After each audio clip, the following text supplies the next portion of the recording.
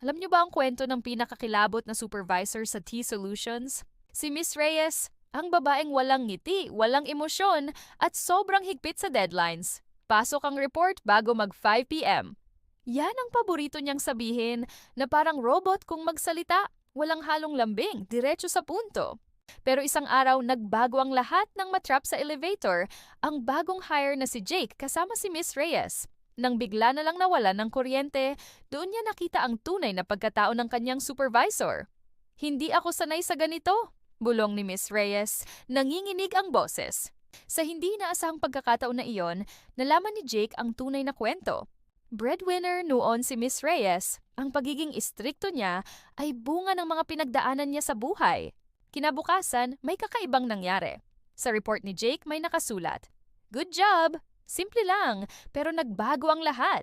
Hindi na siya ang kilabot na supervisor. Naging halimbawa siya ng tapang at determinasyon. Minsan ang mga taong akala natin ay masyado lang istrikto. May magandang dahilan pala sa likod ng kanilang mga kilos. Salamat sa pakikinig. Hanggang sa muli.